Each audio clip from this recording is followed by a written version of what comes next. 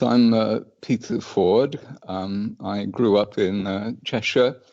I joined the Foreign Office when I was 21, had a career mostly in the Middle East. I learnt Arabic.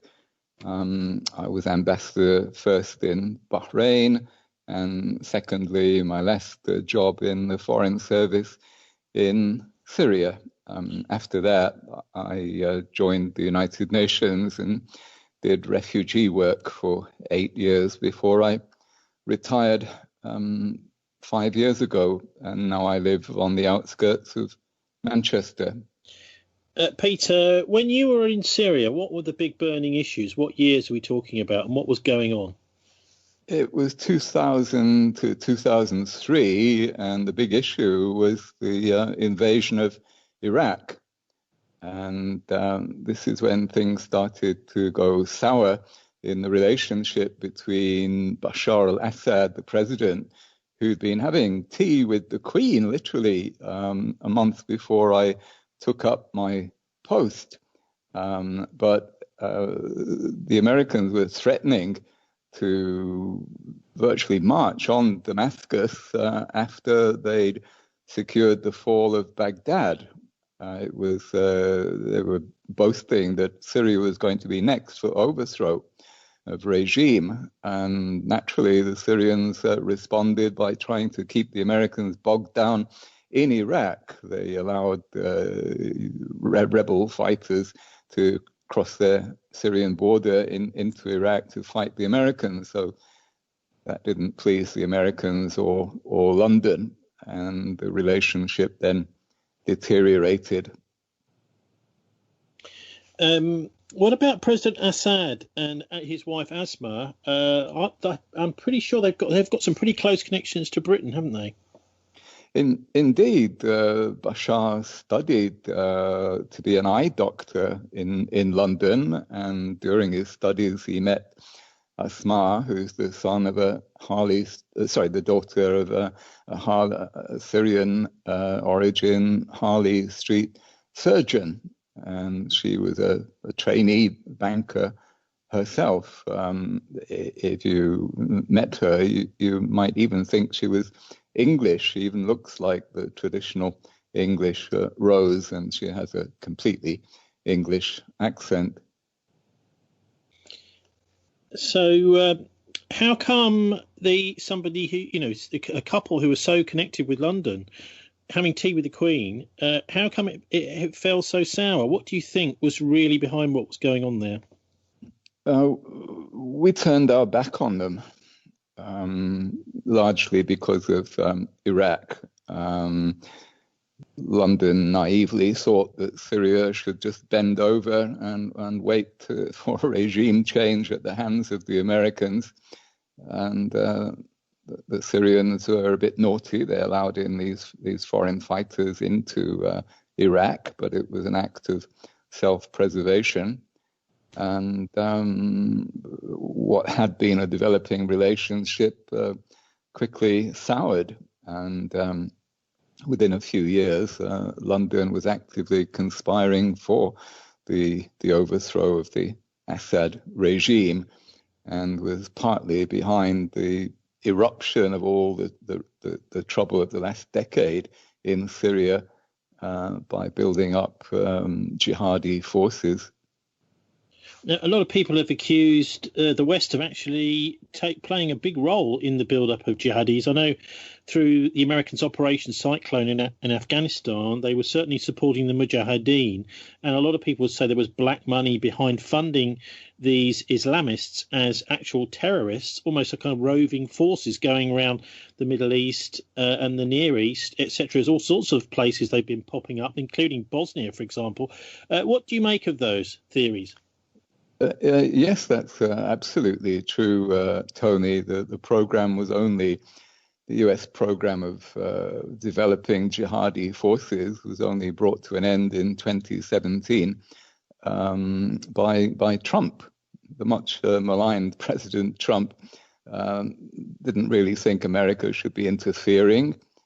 Should get the hell out of the Middle East. And so he stopped the direct assistance. The Americans had been training jihadis, knowing what they were, but secretly, covertly, from a base in Jordan and other bases in Turkey, building up forces that were known to be associates of Al-Qaeda and later on associates of ISIS. And to some extent, that still goes on covertly to this day. What was this like for you then in Damascus as ambassador? Some of the changes going on, the sort of plates shifting around you, must have been a bit uncomfortable. It was, but remember, I left in 2006 before things got really hot. They didn't get really hot until 2011, 2012. But there was certainly an awkwardness over Iraq and then later on over Lebanon, where Western forces conspired to make problems for Syria. But I always found the Syrian leadership very amenable, despite the tensions with London. I always tried to explain the viewpoint, the standpoint of the Syrians to London, but I could never make much headway when London takes against a country. There's not much to be done. Well, I'm thinking more of relationships with the Foreign Office, relationships with your bosses. That must have potentially been quite awkward as well. It was. What I was reporting back was not welcome to the ears of the panjandrams in London. And it was made known to me that I didn't have much of a career left in the Foreign Office if I went on that way. So I chose to jump ship early. I was 58 when I luckily landed a job with the UN. So I left before the retirement, what was then the retirement age of 60 in the Foreign Office. Yes, they can be pretty nasty with anybody who doesn't toe the line.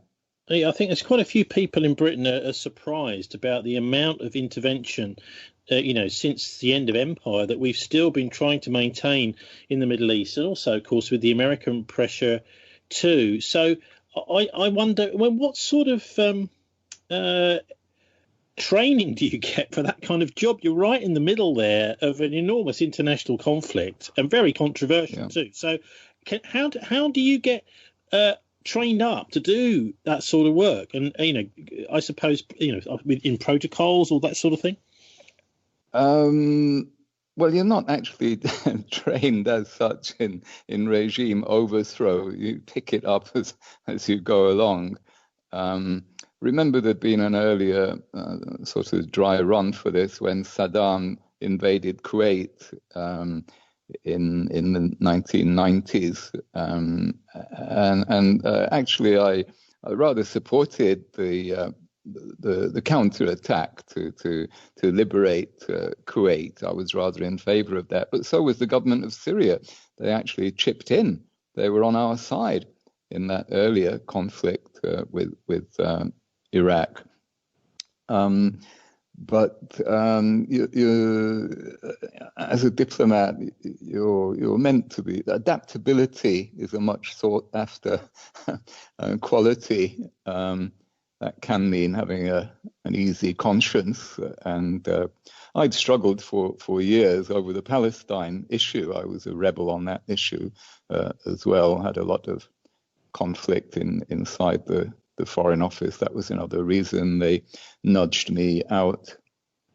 Now, look, I'm imagining that at the time things were going on. You're thinking, crikey, I don't really agree with this. I'm not sure I even understand it. I wonder, with hindsight now, what have you made of the big power plays going on in the Middle East? Really, I suppose since the 70s. Well, I tried from within the machine to make a difference. I failed utterly, but I squared my conscience that way. I felt I was making a sincere effort at some risk to my career progression. I wasn't compromising my principles, and I left before things got too difficult, conscience-wise. But I'm trying to get at is what's it all about? Is it some sort of geopolitical power game, like a sort of game of Risk going on, or is it just about oil, something as simple as that?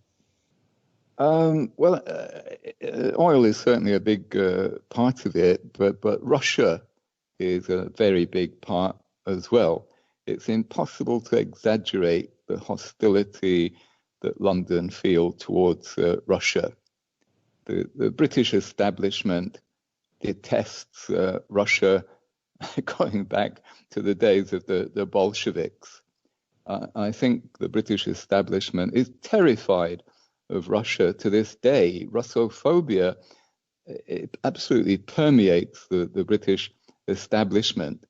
And the hostility towards Syria, which was close to Russia, it can be explained largely in terms of this Russophobia.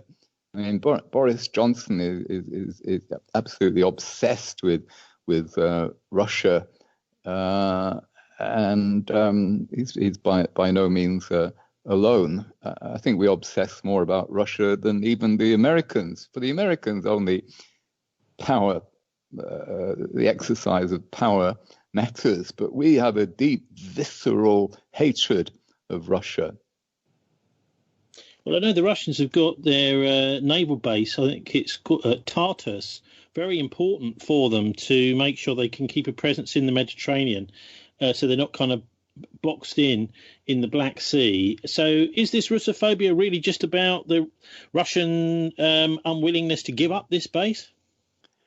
No, the base was only a small part of it. It's just that Russia had the impertinence to want to have some sway in the Middle East. Wanted to have one country, just one country, Syria, that wasn't under the thumb of the Western powers, because we've got all the other bases covered. Syria is absolutely surrounded. There is not a country in the Middle East except Syria and, of course, Iran, but among Arab countries, not a country which is able to say no to America. And we could not tolerate not having the full monopoly board. Russia could not be allowed to have one country where it had more say than ourselves. So have the Russians, do you think, successfully blocked that move, pretty much indefinitely now? Well, the Russians have played their hand very cleverly. They're much smarter than we are. They think in much more strategic terms. Their language is always more polite than ours, but they're more calculating, and they know where their own real interests lie. We just have prejudices and obsessions. Okay, let's come a bit more up to date with the pandemic, the COVID-19. This is, there are all sorts of questions to ask you about that, but I just wonder, what's your take on it, really? Because certainly my understanding is that there's a lot of measures being taken around the world. Some have been successful. Most have been, draconian in one way or another.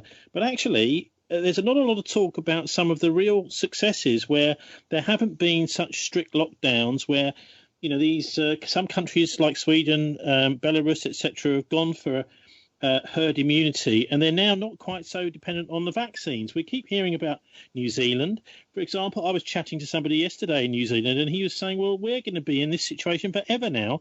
At any time there's going to be a lockdown, and we don't have any kind of basic immunity. 1 or 2 cases will cause panic here in New Zealand, and yet this is being held up as a great example here in the West. So anyway, what do you make about, first of all, I suppose, the virus itself, and then secondly, the way that we've reacted to it here in the UK?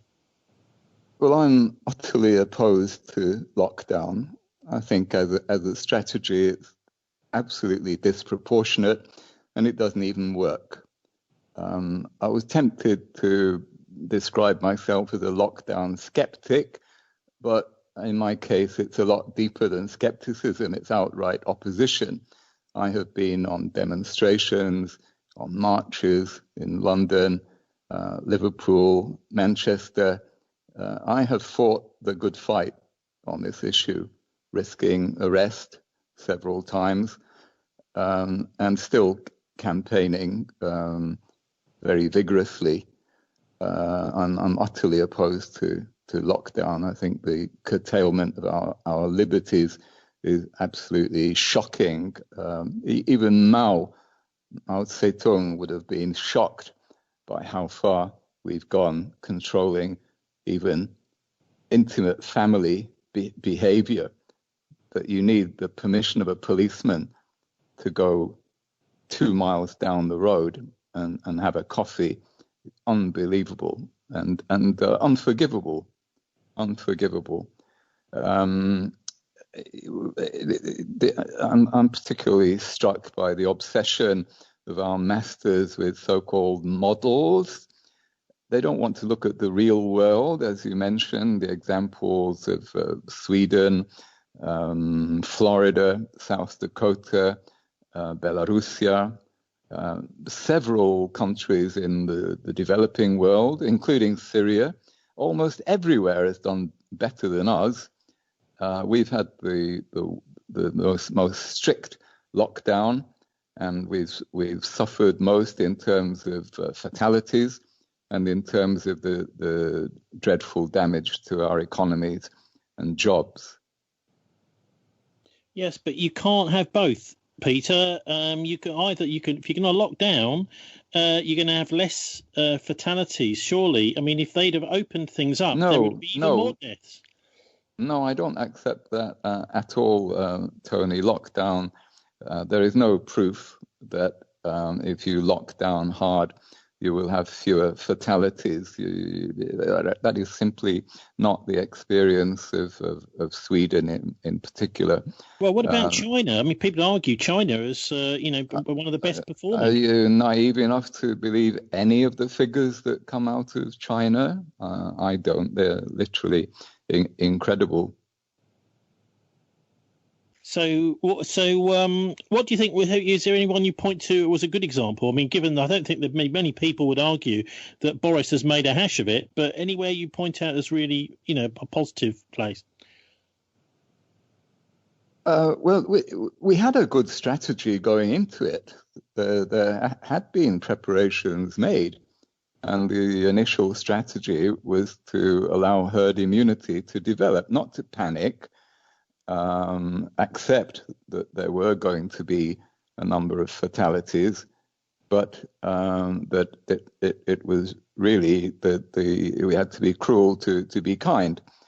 And this was the standard operating procedure in world history with all previous pandemics. This has been the first time in the history of the world that the healthy, have been incarcerated rather than protection given just to the unwell and the sick.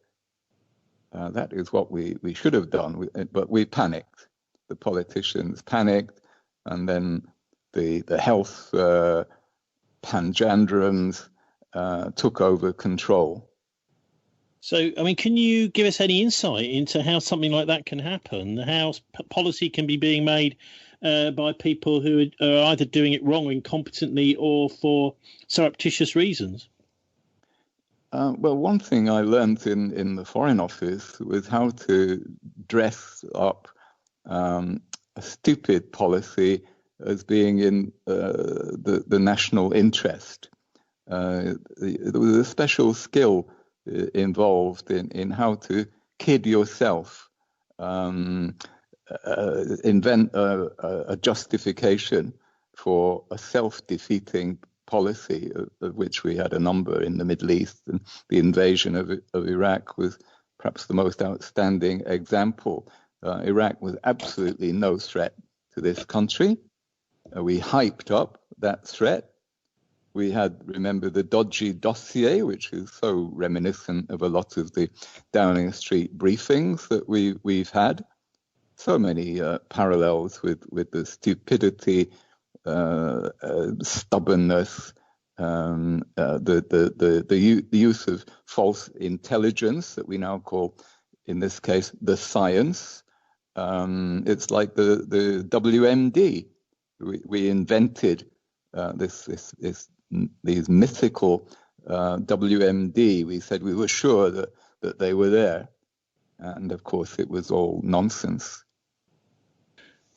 Yes, but the virus was there, Peter, and it looks as if it's killed something like 50,000 people, even at a low estimate. Oh, absolutely. Well, I wouldn't like to put a figure on it because none of the figures can be believed. But yes, certainly there has been a severe virus which has very badly affected the elderly, the infirm, the people with comorbidities. But for the vast majority of people, it's not been any worse than ordinary flu.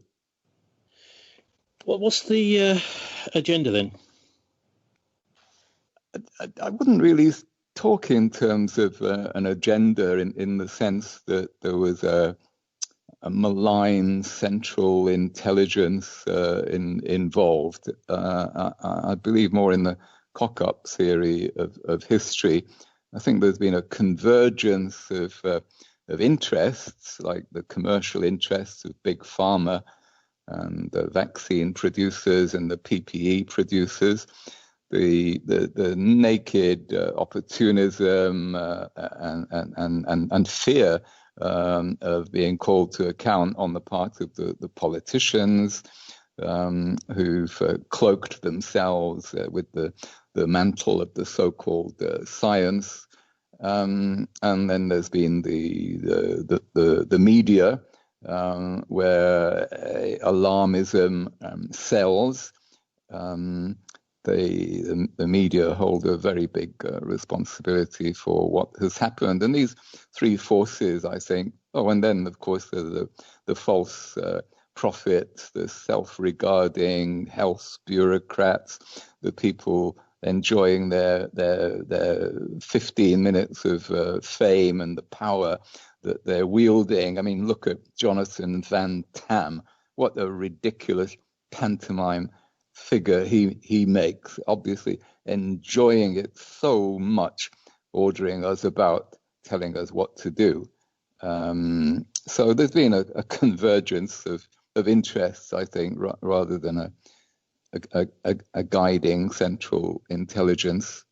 It's worse than if there was a central guiding intelligence, it might have been easier to counter. But because the stupidity has been on so many levels and from so many sources, it's been very difficult to fight back.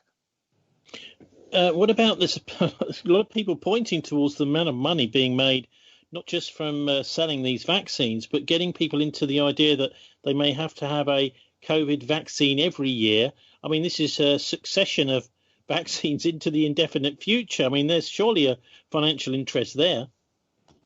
Don't get me wrong on vaccines. Back in March, I was actually quite keen to get vaccinated. I had personal health issues that inclined me that way. But the more I studied the issue and I learned about the vaccines and I saw how this raft of current vaccines were coming forward, the process being rushed, the more alarmed I became.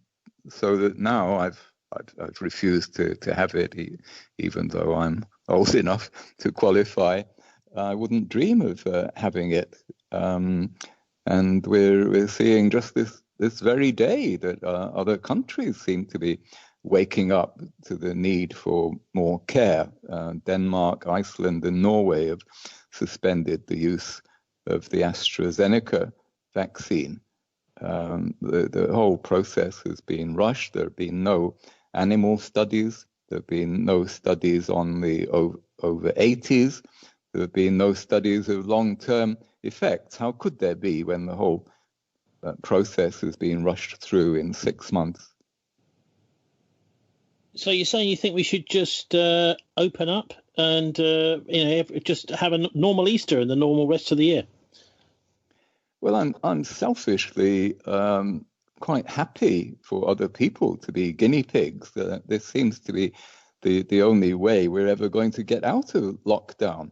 The government have nailed their collars so firmly to the mast of vaccines that they are doomed to succeed, whether they're rubbish or not, whether they're killing more people than they save. The government are going to say that they're a huge success story, and this is literally the only escape route from lockdown. So I'm happy that millions of people are sacrificing themselves. The more, the better. But I just hope that none of those near and dear to me will risk it. Well, look, as a former flag waver for Her Majesty's Diplomatic Service, I'm not sure how vigorously you waved that Union Jack, but I wonder what you think is going on with the royal family, and to what extent the interview with Meghan Markle on US TV and over here this week has actually damaged the monarchy, or is it a bit of a damp squib? What do you make of it anyway? Well, actually, I'm an anti-monarchist. I'm a Republican. I would ditch the monarchy tomorrow. And on this narrow issue, I'm with Harry and Meghan. But what I find, it's a bit pathetic. It's all on the level of a soap opera. But it's interesting because what it tells us about the nation, what it tells us about our psychology and our pathology, that we should be so obsessed with the royalty and the petty rivalries, jealousies, he said, she said. What it tells us about ourselves as a nation, and what it tells us is that we are sheep. Sound familiar in the virus context? We are conformists. We love our masters. We only want to be guided by our masters. We're always ready to do their bidding. We're interested in who they're bedding at the gossip level. But we're instinctively feudal serfs, tugging our forelock to our sovereign masters, whether they are princes and princesses, queens and regents, or whether they are ministers and health panjandrums. We're conformists much more than any other European country. This has been one of the big lessons of the last year and a half, that we have taken to lockdown like ducks to water. We are in our conformist element, and that is precisely why we will never wake up on the subject of royalty either. Well, I mean, if you talk to, quite a lot of military people, they will say, and you can see why, that they would much rather be loyal to the royal family than they would to any kind of elected politician. They just seem to be much more reliable, more modest, more professional than the politicians who seem, to most of us, to be professional liars. Well, that's rubbish, isn't it? The royals are not operational. They do not control the armed forces. They are just nominal heads. Any military officer who thinks he's serving the Queen is an idiot. They're serving the Ministry of the Secretary of State for Defense. They're serving Boris Johnson. If Boris Johnson orders them to go bomb a country, are they serving the Queen? Come on. They're being boneheaded military, but it's a useful illusion. It's a useful illusion when they have to do terrible things like invade Iraq to think that they're doing it in the name of the Queen rather than from the politicians for whom they really are doing it. So what do you think is going to be the effect of this Harry Meghan interview on the royal family? Are their days numbered? I don't care. But my prediction is that nothing will change. Nothing will change. It's a soap opera. We love this drama. We love the drama queens. This is we love it to bits. And the more of the drama we have, the more likely it is to survive. When the monarchy becomes boring, that would be the time to worry. But these petty dramas only serve to entrench our obsession with the monarchy. I mean, but in the United States, a lot of people have pointed to that and say, well, it's a kind of dynastic leadership over there. You know, you had the Kennedys, the Bushes, the Clintons. You know, it's a similar kind of system. It's just it's window dressing, really, having that sort of elected president. Yeah. Well, the Americans have an alternative royalty. It's called Hollywood. And Meghan kind of straddles the two rather interestingly. They have their Hollywood princesses and princes, and the Americans obsess about them just as we do about about royalty. But the Americans got rid of the British royalty 2.5 centuries ago.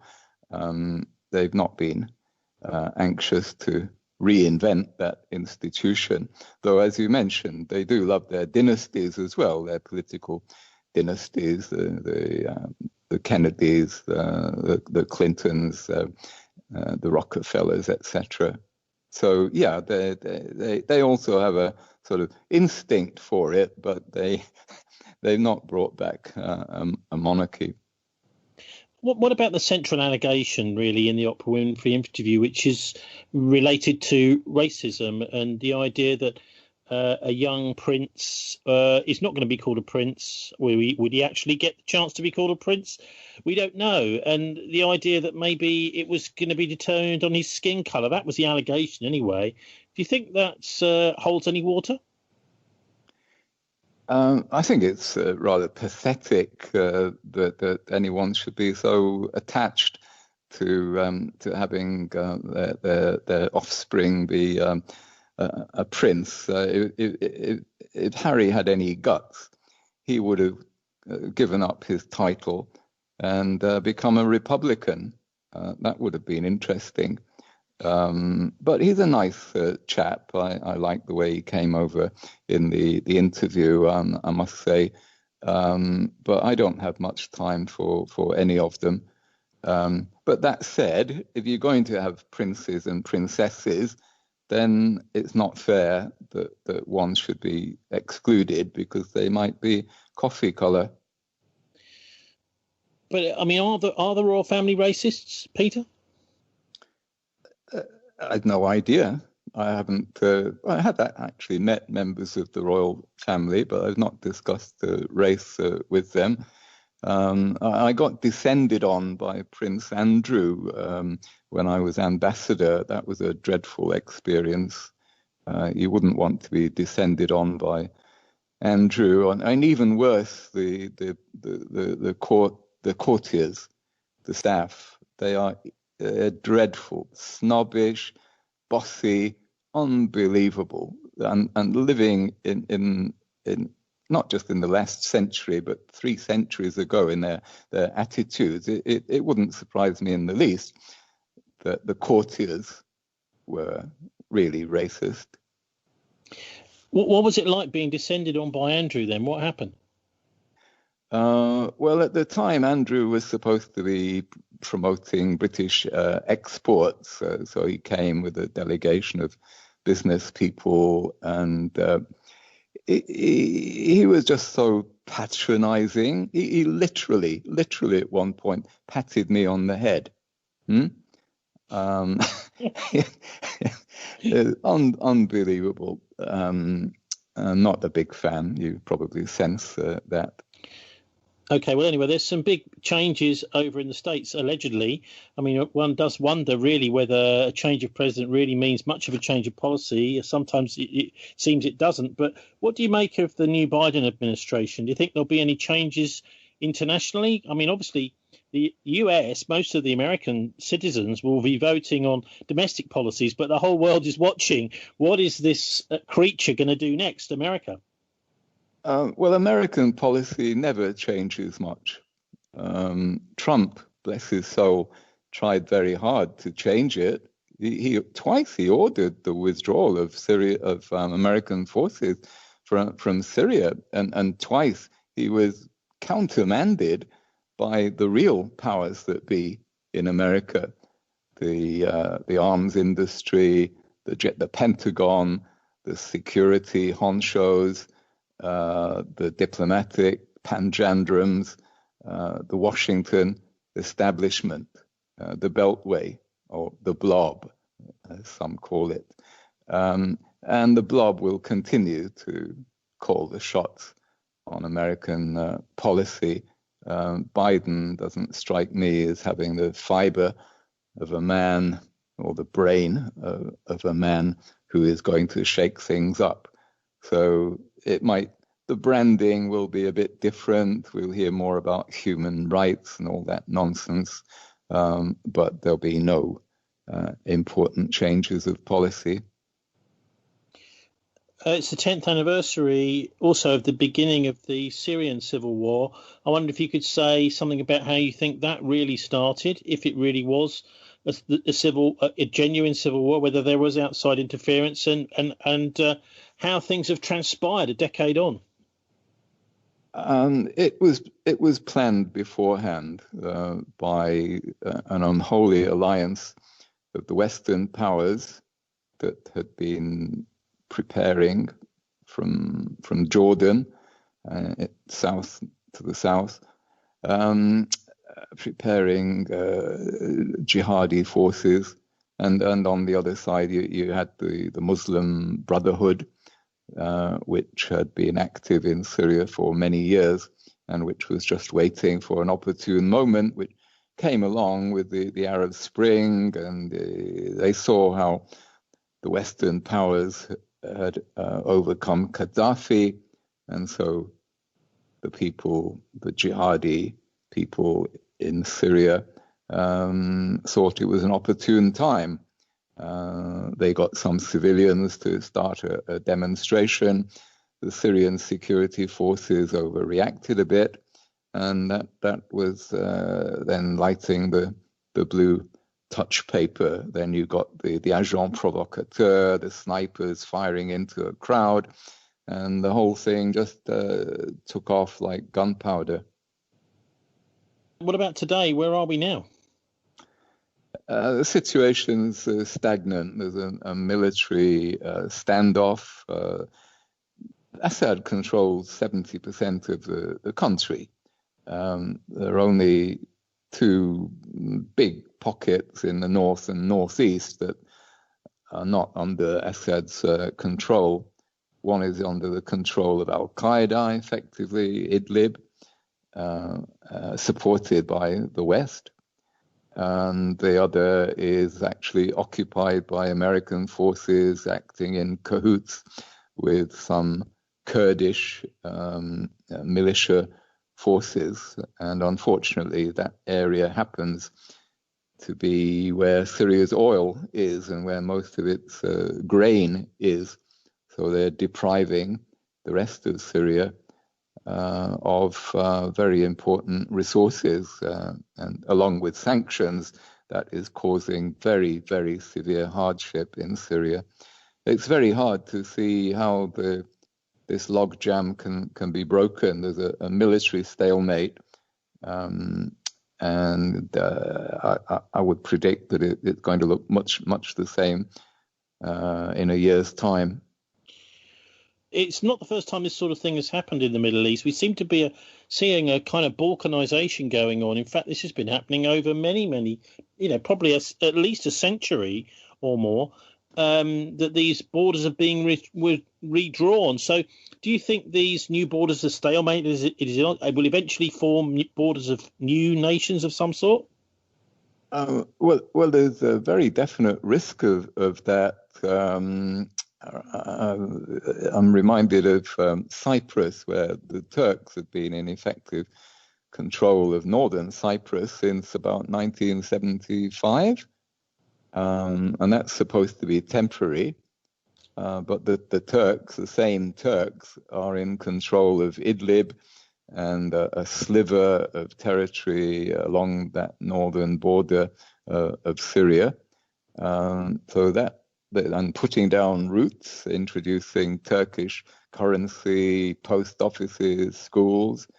So yeah, we're seeing the de facto partitioning of Syria, and with the Americans controlling the northeast, it's not a good prospect. Well, look, I mean, I'm sure the Turks would say it is a good prospect. They look back to over 100 years ago when this region was part of the Ottoman Empire, controlled from Istanbul. That's right. In fact, all the countries in the present-day Middle East are artificial, the result of a carve-up when the Ottoman Empire collapsed in 1918. And we and the French, and then later on the Americans, came along to carve out respective spheres of influence. And we created the country of Syria, and the country of Lebanon, the country of Iraq, the territory of Palestine. Most of it was what they called Bilad al-Sham, the country of Syria. It was all Greater Syria, but over 100 years, we've been seeing a dismemberment of Greater Syria. And what's happening today is the next and possibly final step towards the dismemberment of Syria at the hands of the great powers. Well, this obviously benefits Turkey. Are there any other powers in the Middle East that this benefits? Well, Iran stands in the way of this dismemberment, and this is where there's some cause for hope. Iran has done a great job fighting ISIS and helping Assad to resist regime change at the hands of the West. And Iran should not be underestimated. What about the future? Where do you think this is heading? I know it's a bit cheeky of me to ask you to be Gypsy Rose Lee and look in your crystal ball, Peter, but whereabouts are we heading with all this? Is it just a stalemate, or because there's still a tremendous amount of tension, isn't there, between particularly Israel and Iran? I'm relaxed about Israel and Iran. The Israelis are not so stupid as to risk attacking Iran. Iran can still deliver massive retribution if they are attacked. I mean, just 2 years ago, there was a flare-up in the Gulf that the Americans were trying to strangle Iranian oil shipments, and that provoked Iran into making an indirect attack on Saudi Arabia. Drones took out the very big oil-producing facilities in Saudi Arabia, and the Americans were forced to withdraw some of their big ships from the Gulf. What they thought were assets turned out actually to make very good targets. Those aircraft carriers are not fit for purpose in the 21st century. They are just huge floating targets. So I pin my hopes on Russia and Iran to winkle out the Americans from northeast Syria. Well, these are the two countries which we're supposed to dislike. We've got all sanctions and goodness knows what on them, Peter. Yes, but Biden has said that he's going to lift sanctions on Iran and return to the nuclear agreement. He started out badly on that, setting new preconditions, but there's still a fair chance that matters can be normalized with Iran. and that may have positive repercussions on the Syrian situation and help to create a positive domino effect. Well, I would ask you finally about Hong Kong, because we've seen, haven't we, this week, we've seen the latest really in the slow strangulation of any kind of real democracy in Hong Kong. The people obviously very nervous and worried there, having had a reasonable amount of particularly freedom of expression, now being told really this isn't going to be allowed anymore. One of their basic freedoms completely going. In the background of all this, we've got the persecution of the Uyghurs in Xinjiang as well. But the idea that there's not going to be any kind of candidates able to stand in Hong Kong who haven't been vetted from Beijing now. Well, I think we, the West, have made the situation worse for the Hong Kongers by losing no opportunity to try to create trouble for the Chinese. We have spooked the Chinese by encouraging some of the more dissident Hong Kongers and by making a big thing about the Uyghurs. We have spooked the Chinese and made the situation worse in both instances, I believe. I don't have much sympathy for the Chinese and the way they've behaved over the COVID crisis has been ghastly. What we've seen is the Chinification of Western societies. We've taken the Maoist model to the next stage. So I don't have any time for the Chinese model, but in terms of how the West has dealt with China, we've made the mistake that we regularly do by threatening and making a country which is no threat to its neighbors, by interfering where we have no rights, and ending up making the situation worse for the people inside China. Finally, how can people follow your work, Peter? I'd be interested in people want to see what you're up to or read your stuff. And also, can you recommend us some news sites? I think most of our listeners are pretty fed up with what we're getting fed up on the London media these days. Yes. Well, I do a regular update on Syria. You just have to Google Global Network for Syria, and you'll come to it, and you just look at the resources section, Global Network for Syria. News sources, well, I can only recommend dipping into a wide variety of them, as I do myself. I've even been known to read the Daily Telegraph, Know Your Enemy. And actually, the Telegraph has been one of the more sensible sources of information about the COVID panic. There are good lockdown skeptics is, I believe, the best source of information about the Great Panic. Lockdown skeptics run by Toby Young, for whom I don't normally have much time, but on this subject, it's been interesting how on this subject there's no more left wing and right wing. There's freedom lovers and conformists. And it's actually been quite touching how we've been able to make alliance with people that we'd never normally make alliance with, but they're struggling for freedom and deserve every respect for that, in my book. Former ambassador for Syria, Peter Ford, thanks very much for joining us. You're welcome, Tony, anytime.